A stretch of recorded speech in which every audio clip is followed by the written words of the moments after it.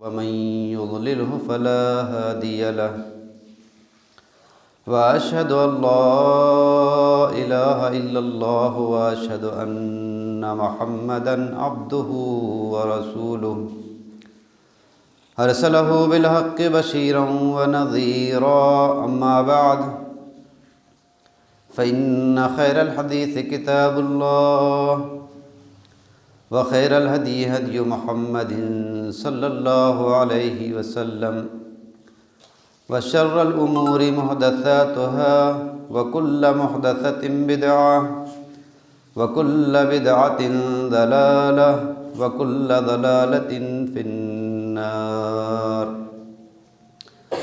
أعوذ بالله من الشيطان الرجيم. بسم الله الرحمن الرحيم.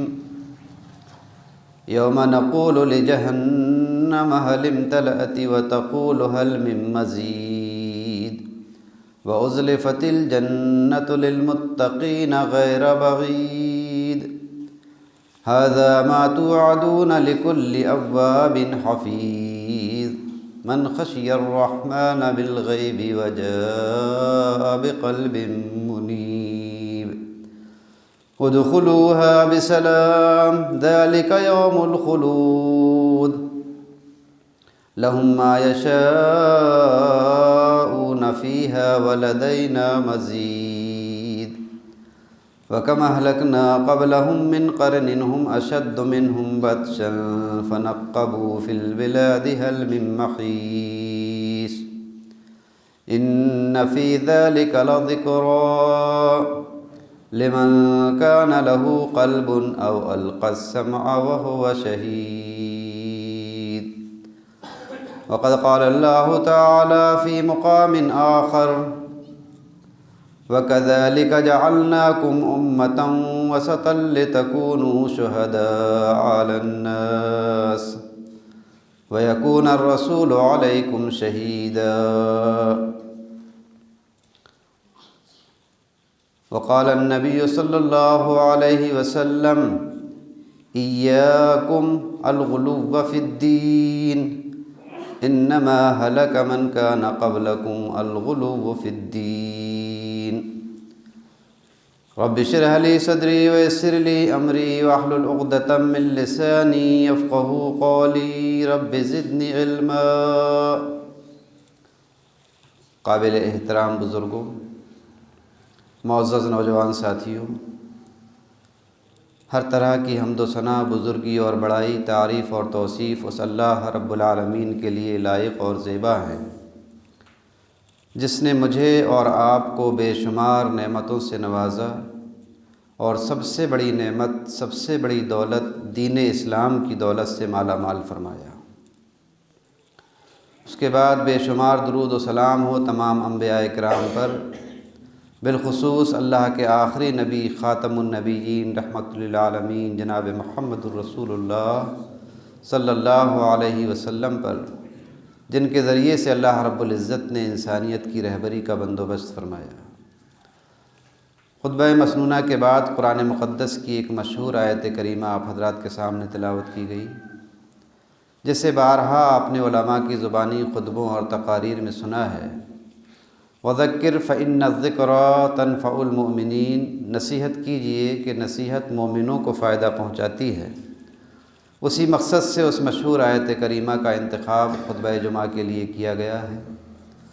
اللہ رب العالمین سے دعا ہے کہ اللہ تعالیٰ کہنے سننے سے زیادہ عمل کی توفیق و سعادت نصیب فرمائے. بظاہر بہت مختصر سی آیت ہے، بہت چھوٹی سی آیت ہے، لیکن اس آیت کریمہ میں اللہ رب العالمین نے امت مسلمہ کو ایک ایسا اصول، ایک ایسا ضابطہ، ایک ایسا معیار، ایک ایسی کسوٹی دیا ہے. جب تک امت مسلمہ اس معیار پر، اس اصول پر، اس ضابطے پر قائم رہی، ہر طرح کے انتشار اور اختلاف سے محفوظ رہی، اور جس دن سے امت کے اندر اس اصول، اس ضابطے اور اس معیار میں کوتاہی اور لاپرواہی برتی گئی، اسی دن سے امت کے اندر انتشار اور اختلاف کا ماحول پیدا ہو گیا۔ عقیدے میں اختلاف، اعمال میں اختلاف، انفرادی اور اجتماعی زندگی میں انتشار۔ الغرض یہ کہ ہر طرف اختلاف اور انتشار کے ماحول سے امت دوچار ہو گئی۔ آئیے ہم سمجھنے کی کوشش کریں کہ آخر وہ اصول، وہ ضابطہ، وہ معیار، وہ کسوٹی کیا ہے۔ سب سے پہلے ہم اس آیت کریمہ کے ترجمے اور اس کی تشریح کی طرف چلتے ہیں۔ اللہ رب العالمین نے ارشاد فرمایا وَكَذَلِكَ جَعَلْنَاكُمْ أُمَّةً وَسَطًا لِتَكُونُوا شُهَدَاءَ عَلَى النَّاسِ، اسی طرح ہم نے تمہیں امت وسط بنایا ہے۔ لفظ وسط پر آج ہمیں گفتگو کرنی ہے۔ وسط کے معنی ہیں خیر کے۔ حضرت عبداللہ ابن عباس رضی اللہ تعالی عنہ اس آیت کی تفسیر میں بیان فرماتے ہیں کہ وسط کے معنی ہیں خیر اور بھلائی کے۔ دلیل،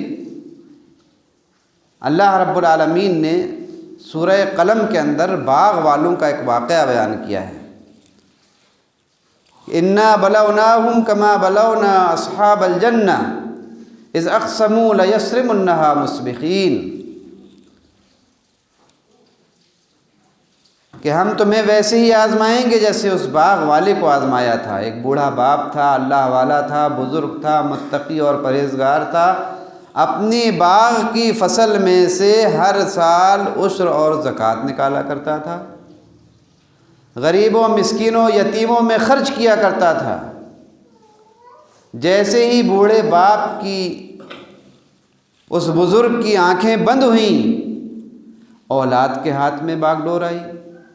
اولاد نوجوان تھی، طاقتور تھی، اس کو اپنے اسباب پر، اپنے وسائل پر بڑا ناز تھا، بڑا فخر تھا۔ سوچا وہ غلطی ہم نہیں کریں گے جو ہمارے والد صاحب کیا کرتے تھے، کافی کچھ مال اللہ کی راہ میں خرچ کر دیتے تھے، ہم ایسی بھول نہیں کریں گے۔ کیا کریں؟ مشورہ ہوا، میٹنگ بیٹھی، مختلف تجاویز پیش کی گئیں، اور طے یہ پایا گیا کہ ہم راتوں رات باغ کی فصل کو اپنے گھر میں لے آئیں گے تاکہ کسی یتیم، غریب، مسکین، بیوہ کی نظر بھی نہ پڑے اور کل کو کوئی ہمارے گھر کے سامنے ہاتھ نہ پھیلا سکے۔ اس ناپاک منصوبے کے ساتھ وہ نوجوان اپنی طاقت پر، اپنے اسباب پر، اپنے وسائل پر بھروسہ کرتے ہوئے اپنے باغ پر پہنچے۔ اللہ رب العالمین جو نعمتوں کو دینے کی طاقت رکھتا ہے دوستوں اور بزرگوں، نعمتوں کو چھیننے کی بھی طاقت رکھتا ہے۔ ایک نوجوان ہے، اس کی صحت کو دیکھ کر، اس کی جوانی کو دیکھ کر گھر والوں کو، خاندان والوں کو بڑا ناز ہوتا ہے، بڑا فخر ہوتا ہے۔ لیکن ہم اور آپ آئے دن دیکھتے آ رہے ہیں، مشاہدہ کر رہے ہیں کہ اچانک اللہ رب العالمین نے کسی ایسی مہلک بیماری میں اسے مبتلا کر دیا یا کسی ایکسیڈنٹ سے اسے دوچار کر دیا، دیکھتے ہی دیکھتے اس صحت جیسی نعمت سے وہ محروم ہو جاتا ہے۔ ہم اور آپ کھیتی باڑی سے جڑے ہوئے لوگ ہیں، کاشتکار ہیں، زراعت پیشہ ہیں۔ مشاہدہ کیا ہے ہم نے اور آپ نے کہ کل تک ایک کاشتکار، ایک کسان اپنے کھیت میں جاتا تھا، لہلہاتی ہوئی فصلوں کو دیکھتا تھا، طبیعت بھر جاتی تھی، سینکڑوں سپنے ذہن و دماغ میں سجا رہا تھا، پروگرام بن رہے تھے۔ اچانک اللہ رب العالمین اپنا آسمانی عذاب نازل کرتا ہے، اولوں کی شکل میں، تیز بارش کی شکل میں۔ دیکھتے ہی دیکھتے وہ نعمت جو عنقریب ہمارے گھر میں آنے والی ہوتی ہے، اس سے ہم اور آپ محروم ہو جاتے ہیں۔ تو اللہ رب العالمین نعمتیں دینے کی بھی طاقت رکھتا ہے اور نعمتیں چھیننے کی بھی طاقت رکھتا ہے۔ بہت فصل، بہت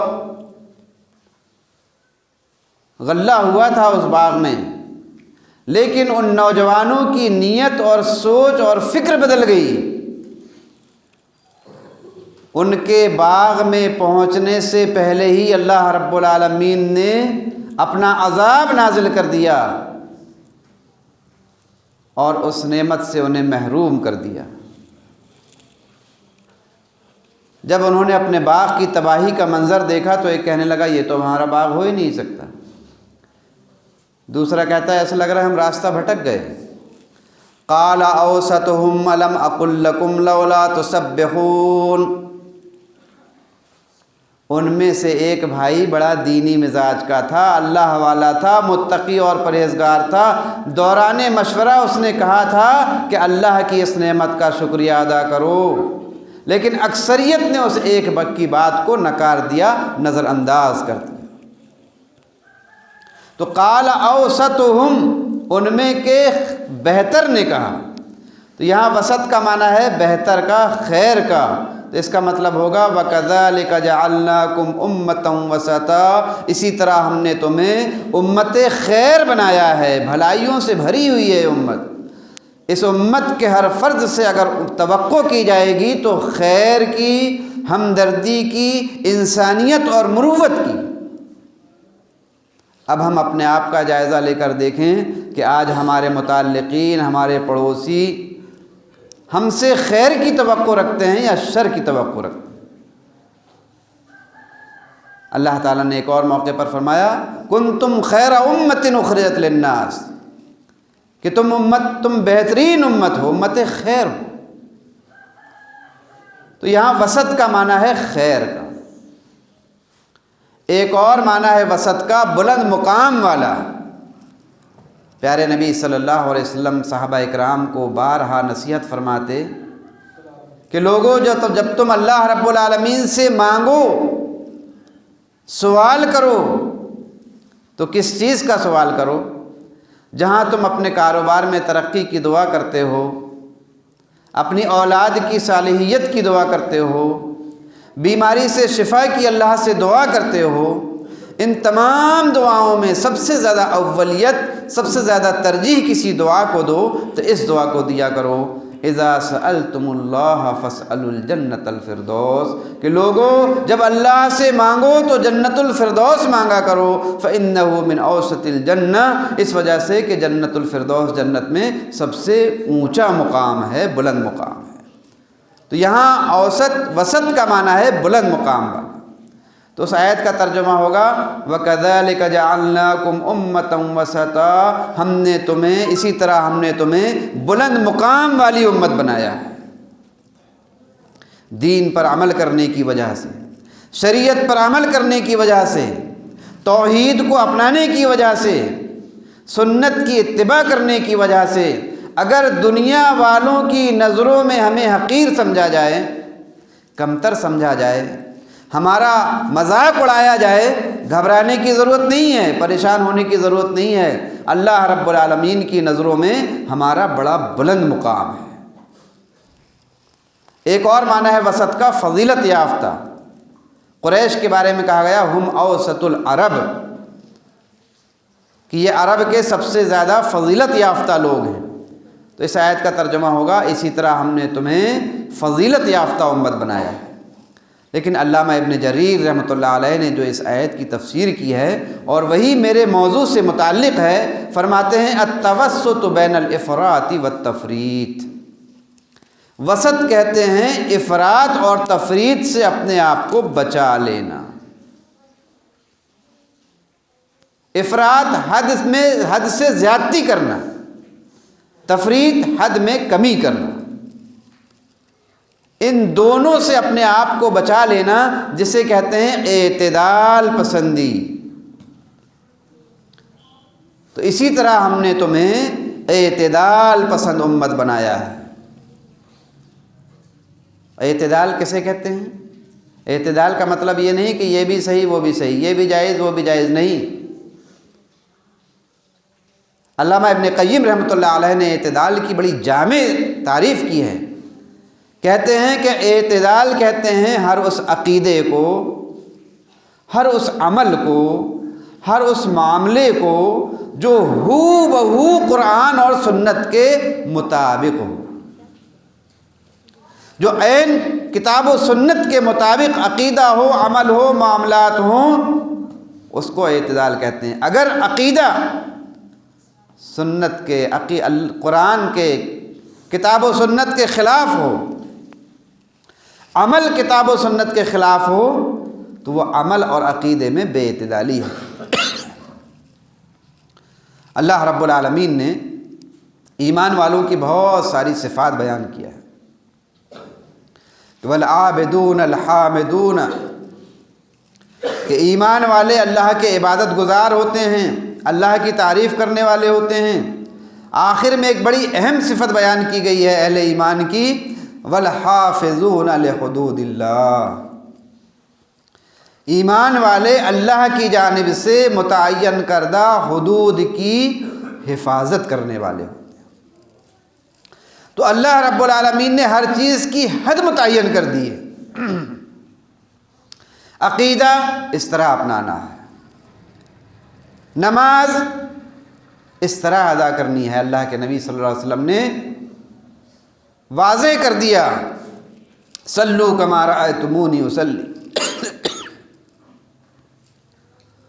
روزہ اس طرح رکھا جائے گا، حج اس طرح کیا جائے گا، زکوٰۃ اس انداز میں ادا کی جائے گی۔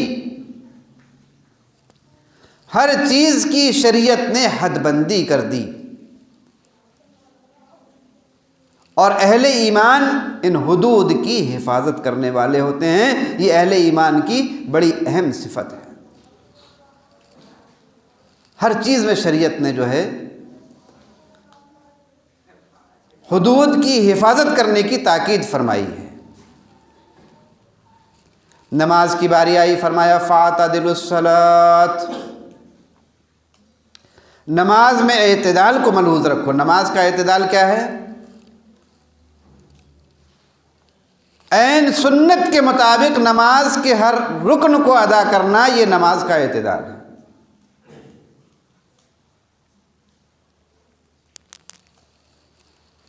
اللہ کی راہ میں خرچ کرنے کی بڑی نیکی ہے، بڑا ثواب ہے، لیکن شریعت نے اس میں بھی حد بندی کر دی۔ والذین آمنوا اذا انفقوا لم يسرفوا ولم يقتروا وكان بين ذلك قواما، کہ ایمان والے جب اللہ کی راہ میں خرچ کرتے ہیں تو پورا کا پورا نہیں لٹا دیتے اور نہ ہی بہت زیادہ بخیلی کرتے ہیں۔ وَكَانَ بَيْنَ ذَلِكَ قَوَامًا، اللہ کی راہ میں خرچ بھی کرتے ہیں تو اس میں بھی ان کا معاملہ اعتدال کا ہوتا ہے، میانہ روی کا ہوتا ہے۔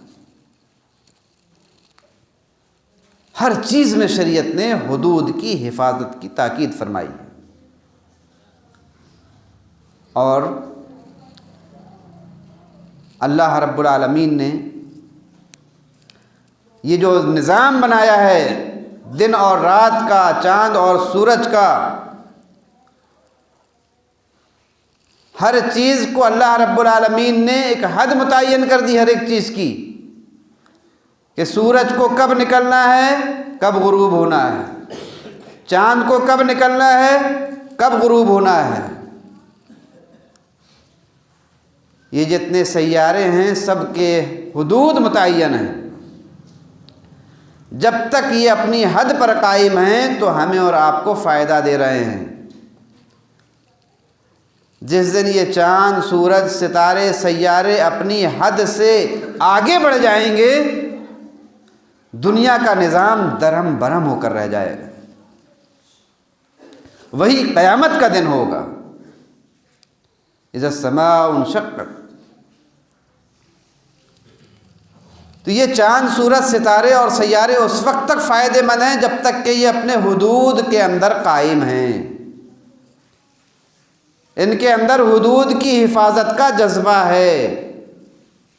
خود ہمارا جسم اس وقت تک ہمارے لیے فائدے مند ہے جب تک کہ ہمارے جسم کے ہر عضو کے اندر حد کی حفاظت کا جذبہ ہے۔ اللہ نے بلڈ کی ایک رفتار مقرر کیا ہے انسانی جسم میں، خون کی ایک رفتار متعین کیا ہے کہ اتنے سیکنڈ میں خون کو جسم میں اتنے بار رفتار کرنا ہے، اس گردش کرنا ہے۔ جب تک یہ اپنی حد پر قائم رہتا ہے انسان اپنے کاموں کو اچھے انداز میں انجام دیتا ہے، اور جب یہ بلڈ کی رفتار اپنی حد سے آگے بڑھ جاتی ہے تو آدمی ہائی بلڈ پریشر کا مریض ہو جاتا ہے، بیمار پڑ جاتا ہے، اپنے کاموں کو اچھے انداز میں انجام تک نہیں پہنچا سکتا۔ دل کی اللہ رب العالمین نے حرکت متعین کر دی، اس کی حد متعین کر دی کہ اتنے ایک منٹ میں، ایک سیکنڈ میں دل کو اتنے بار حرکت کرنا ہے۔ جب تک یہ دل اس حد کے اندر قائم ہے اس کی حرکت، تو انسان اپنے کاموں کو اچھے انداز میں انجام تک پہنچاتا ہے، نماز پڑھ رہا ہے، کاروبار کر رہا ہے، اپنی ذمہ داریوں کا حق ادا کر رہا ہے اچھے انداز میں۔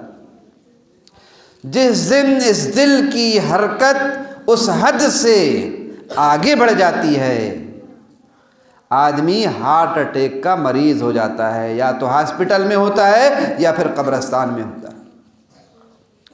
کسی نے کہا زندگی کیا ہے چند عناصر میں ظہور ترتیب، زندگی کیا ہے چند عناصر میں ظہور ترتیب، اور موت کیا ہے انہی اجزاء کا پریشان۔ تو چاند، سورج، ستارے، سیاروں کا نظام اس وقت تک فائدہ مند ہے جب تک کہ ان کے اندر حدود کی حفاظت کا جذبہ ہے۔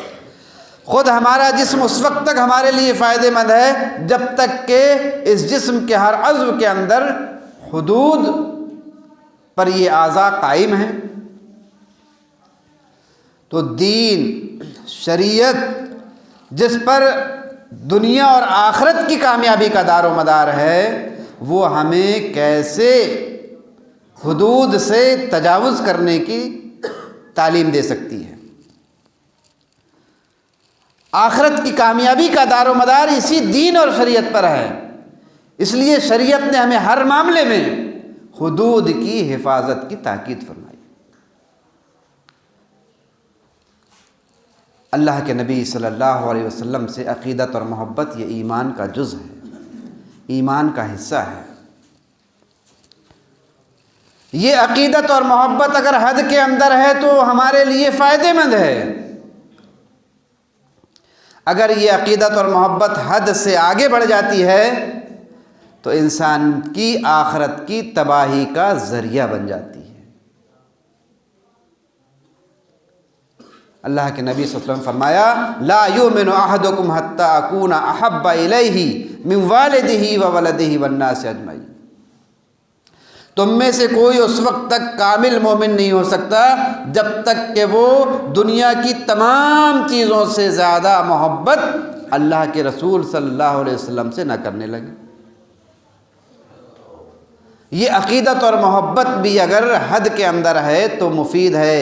ایک صحابی رسول اللہ کے نبی صلی اللہ علیہ وسلم کی خدمت میں آئے اور عقیدت اور محبت میں حد سے تجاوز کر گئے، حد سے آگے بڑھ گئے اور کہا ما شاء اللہ و شاء محمد،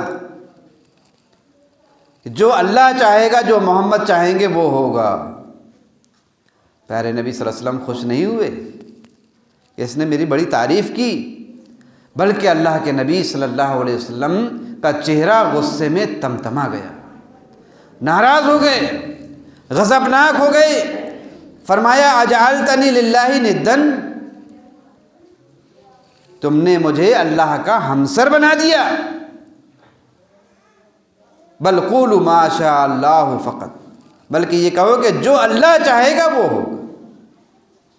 تو پیارے نبی صلی اللہ علیہ وسلم جب کسی کو عقیدت اور محبت میں حد سے تجاوز کرتے ہوئے دیکھتے تھے، حد سے آگے بڑھتے ہوئے دیکھتے تھے، فوراً ٹوک دیا کرتے تھے، فوراً روک دیا کرتے تھے۔ تو میں نے شروع میں عرض کیا تھا کہ آج عقیدے میں جو انتشار ہے، اختلاف ہے، اس کی بنیادی وجہ یہی ہے کہ آج امت نے اس اصول اور اس ضابطے میں کوتاہی اور لاپرواہی کی جو اللہ رب العالمین نے اس آیت کریمہ میں دیا ہے۔ اور انسان کے اندر اللہ رب العالمین نے جذبات اور احساسات رکھا ہے۔ ہر مخلوق کے اندر جذبات اور احساس پایا جاتا ہے۔ پیڑ پودوں کے اندر بھی جذبات پائے جاتے ہیں، احساس پایا جاتا ہے۔ آج کی سائنس نے اسے ثابت بھی کر دیا ہے۔ ایک پتی ہوتی ہے بہت کھلی ہوئی، اس کو ہم چھو دیتے ہیں، اس کا احساس جاگ جاتا ہے، وہ پتی مرجھانے لگتی ہے۔ جس کھجور کے تنے کا سہارا لے کر اللہ کے نبی صلی اللہ علیہ وسلم ممبر کے بننے سے پہلے خطبہ دیا کرتے تھے، جب ممبر رسول بن گیا، اس تنے کو ہٹا دیا گیا تو صحابہ اکرام نے اس کھجور کے تنے سے ایسے بلک بلک کر رونے کی آواز سنا جیسے کوئی بچہ روتا ہے۔ تو پیڑ پودوں کے اندر بھی جذبات پائے جاتے ہیں، احساس پایا جاتا ہے۔ پتھروں کے اندر، پہاڑوں کے اندر، چٹانوں کے اندر بھی احساس پایا جاتا ہے، جذبات پائے جاتے ہیں۔ ایک مرتبہ اللہ کے نبی صلی اللہ علیہ وسلم ابو بکر صدیق، عمر بن خطاب، عثمان غنی، یہ چاروں شخصیتیں احد پہاڑ کی طرف ٹہلنے کے لیے نکلی۔ ٹہلتے ٹہلتے ایک چٹان پر پہنچے اور وہاں بیٹھنے ہی والے تھے کہ اچانک اس چٹان میں لرزہ پیدا ہو گیا، حرکت پیدا ہو گئی، جنبش پیدا ہو گئی، اور اتنی تیز حرکت ہونے لگی قریب تھا کہ یہ چاروں شخصیتیں اس چٹان سے گر پڑتی۔ پیارے نبی صلی اللہ علیہ وسلم نے اپنا قدم اس چٹان پر رکھا اور فرمایا اثبت یا احد ما علیک الا نبی و صدیق و شہیدین، اے چٹان تو حرکت بند کر دے، اس وجہ سے کہ تیرے اوپر ایک پیغمبر ہے، ایک صدیق ہے اور 2 شہید۔ چٹان کی حرکت بند ہو جاتی ہے۔ معلوم یہ ہوا کہ پتھروں کے اندر بھی اللہ نے جذبات رکھا، احساسات رکھا۔ انسان جو اشرف المخلوقات ہے، اللہ نے سب سے زیادہ جذبات اور احساسات انسانوں کے اندر رکھا ہے، ہمارے اور آپ کے اندر رکھا ہے۔ اور انہی جذبات اور احساسات کو شریعت نے حد میں رہنے کی، اعتدال میں رہنے کی تاکید فرمائی ہے، کیونکہ آدمی کے اندر جب شرک پیدا ہوتا ہے تو اسی جذبے اور اسی احساس میں بے اعتدالی کے نتیجے میں ہوتا ہے، حد سے آگے بڑھ جانے کے نتیجے میں ہوتا ہے، کیونکہ آدمی عقیدت اور محبت میں اندھا ہو جاتا ہے۔ اللہ کے نبی صلی اللہ علیہ وسلم سے عقیدت اور محبت ایمان کا جز ہے، لیکن یہ محبت اور عقیدت اس وقت تک فائدہ مند ہے جب تک کہ یہ حد کے اندر ہے۔ اگر آدمی حد سے آگے بڑھ جاتا ہے، اپنے جذبات کو، اپنے احساسات کو کنٹرول نہیں کر پاتا اور اندھا ہو جاتا ہے عقیدت اور محبت میں، تو پھر وہاں سے شرک جیسی بیماری جنم لیتی ہے۔ اللہ کے نبی صلی اللہ علیہ وسلم سے عقیدت اور محبت میں یہ امت اس قدر حد سے تجاوز کی، حد سے آگے بڑھی، اس قدر افراط کا شکار ہوئی کہ اللہ کے نبی کے بارے میں کہا کہ وہی جو مستوی تھا عرش میں خدا ہو کر، اتر پڑا ہے مدینے میں مصطفیٰ ہو کر۔ نعوذ باللہ ثم نعوذ باللہ۔ کسی نے کہا عقیدت اور محبت میں حد سے اس قدر آگے بڑھے کہ یہاں تک کہہ دیا کہ اللہ کے پلڑے میں وحدت کے سوا کیا ہے، اللہ کے پلڑے میں وحدت کے سوا کیا ہے، لینا ہے جو کچھ ہم کو لے لیں گے محمد سے۔ نعوذ باللہ۔ یہ عقیدت اور محبت میں حد سے تجاوز کرنے کے نتیجے میں شرک جیسی بیماری نے جنم لیا، جس کے تعلق سے اللہ کے نبی صلی اللہ علیہ وسلم نے بڑی سختی کے ساتھ منع کیا تھا۔ فرمایا ایاکم الغلو فی الدین، کہ لوگوں دین میں غلو کرنے سے بچو۔ انما ہلک من کان قبلکم الغلو فی الدین، اس وجہ سے کہ تم سے پہلے کے لوگوں کی ہلاکت کا سب سے بڑا سبب یہی تھا کہ ان کے اندر دین میں غلو پیدا ہو گیا تھا۔ انبیاء کی محبت میں اس قدر وہ اندھے ہو چکے تھے، حد سے آگے بڑھ چکے تھے کہ حضرت عیسیٰ علیہ السلام کو اللہ کا بیٹا بنا دیا۔ تو اللہ کے نبی صلی اللہ علیہ وسلم نے بڑی سختی سے منع فرمایا، ایاکم، بچو، الغلو فی الدین، دین میں غلو کرنے سے، حد سے تجاوز کرنے سے۔ خطبے کا ٹائم چونکہ مختصر ہوتا ہے اور تقریباً وقت ہو چکا ہے، میں موضوع کے اہم اور خلاصے کی طرف آپ کو لے چلتا ہوں، اور وہ خلاصہ یہی ہے کہ اللہ رب العالمین نے اس آیت کریمہ میں جو معیار، جو اصول جو ضابطہ بیان کیا ہے وہ ہے اعتدال پسندی کا۔